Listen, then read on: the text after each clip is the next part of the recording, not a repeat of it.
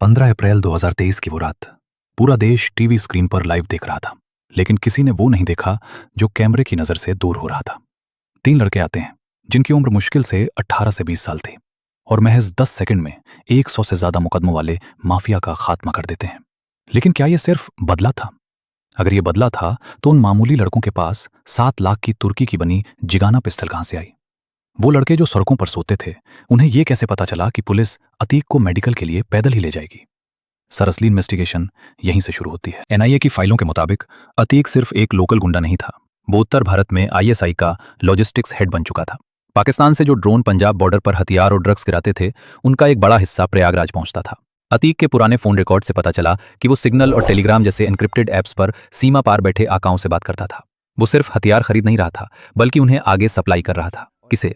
शायद उन sleeper cells को जो देश के बड़े शहरों में अशांति फैलाने की फिराक में थे। अतीक उस चेन की सबसे मजबूत कड़ी था। सबसे बड़ा राज है अतीक का बेनामी कारोबार। अतीक के पास हजारों करोड़ की जमीनें और संपत्तियां थीं, लेकिन ये संपत्तियां सिर्फ उसके नाम पर नहीं थीं। इसमें कई बड़े नेताओं और रसूखदार बिजनेसमैन का पैसा लगा था।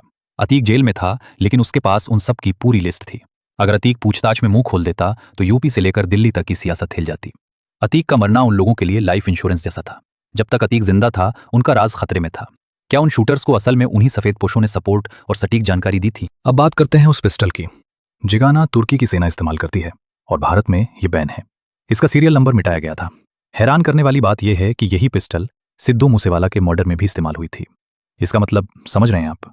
एक ही सोर्स से हथियार पंजाब के गैंगस्टर्स को भी जा रहे हैं और प्रयागराज के शूटर्स को भी। ये एक बहुत बड़ा नेशनल सिक्योरिटी का मामला है। क्या वो 3 लड़के सिर्फ मोरे थे? क्या पीछे कोई प्रोफेशनल हिटमैन था जिसने भीड़ का फायदा उठाया? अतीक अहमद के साथ सिर्फ एक अपराधी का अंत नहीं हुआ, बल्कि उन राजों का भी अंत हो गया जो देश की राजनीति और टेरर नेटवर्क की जड़ें हिला सकते थे।